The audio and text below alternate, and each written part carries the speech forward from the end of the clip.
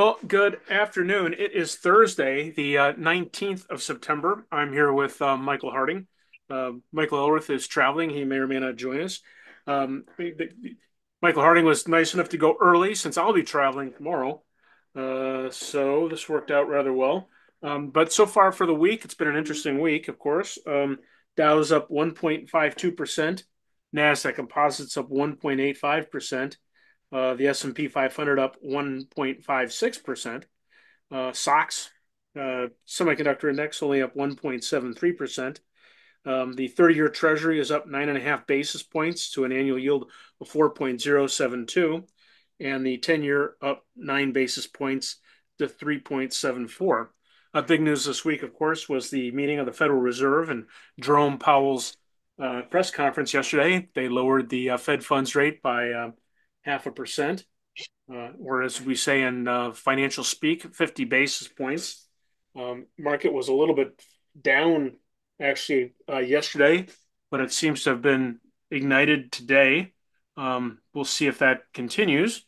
Um, so, but everybody's kind of watching what's happening in the markets.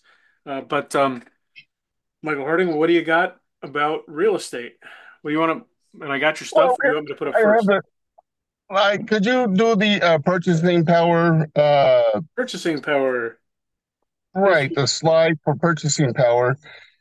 And I thought share this one because of the impact that the Fed reducing the rate by half a percent or 50 basis points could have on the purchasing power for real estate. And what this is gonna show is for each example, the mortgage and the insurance are the same.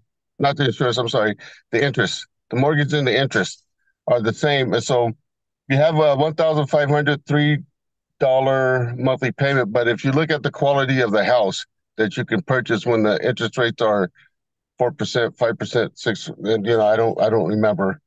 So Yeah. Let's I pop it wanted up. to. Here we go. Here, I'll put this guy down here.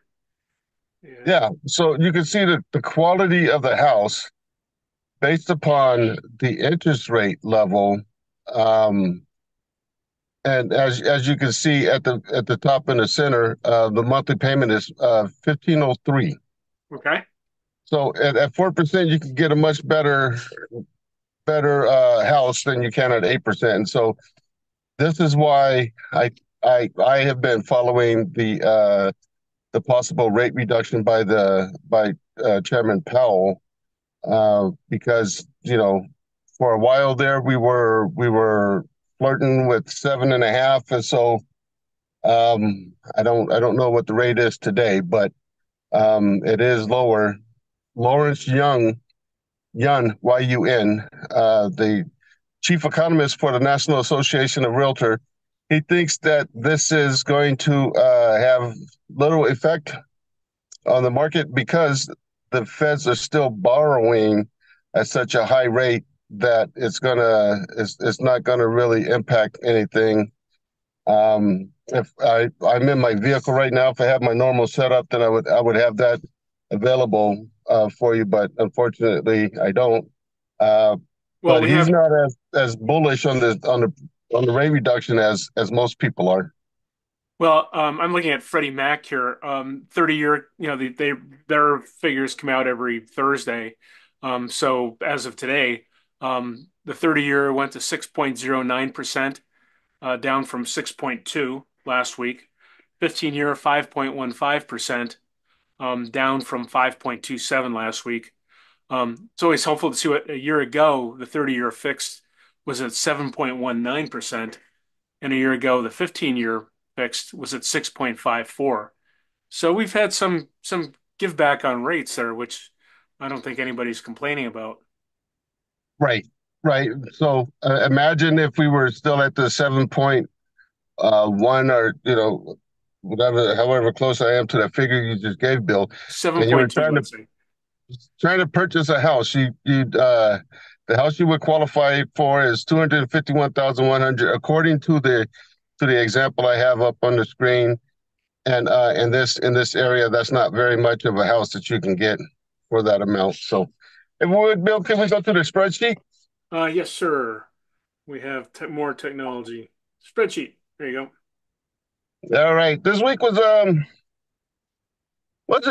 too remarkable in the sense that there wasn't a lot of new to market. The price change or price reduction was a little bit higher than I would like, as we spoke about last week. One encouraging thing is that the pending is up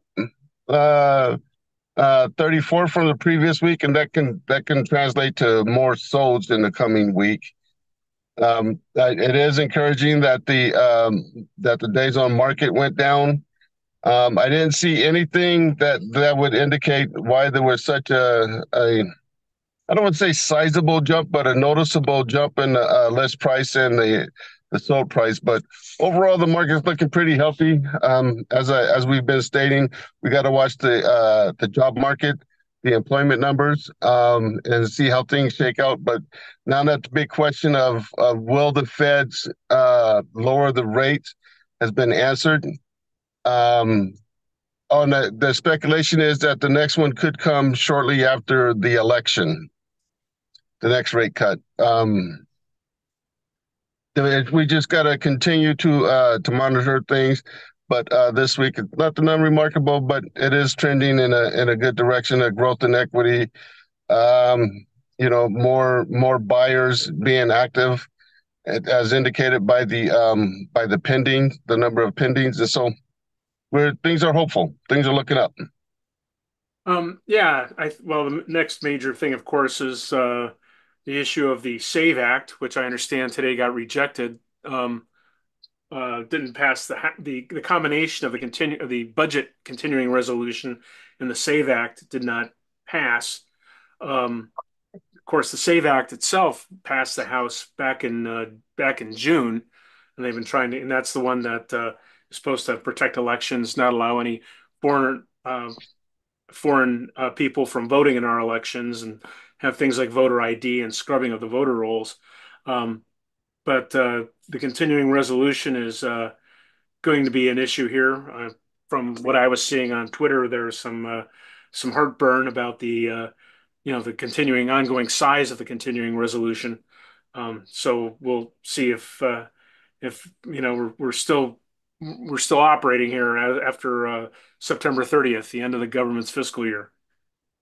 But it Yeah, should be. that's the key thing. That's another key thing that we have to keep an eye on is whether or not they're going to agree to a budget before the end of the fiscal year.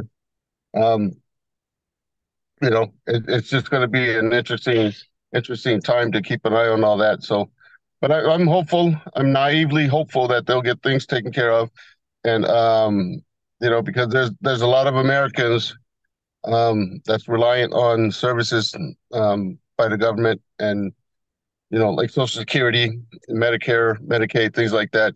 I would hate to see something like that be impacted because of partisan politics. Well, there's no such thing as partisan politics because all politics is partisan. Yeah, exactly. Exactly. With that in mind, anything you'd like to add? No, it's just what an interesting time we live in. Well, that's true. As the Chinese used to say, may you live in interesting times. Yeah, That's considered an insult, actually. So, right.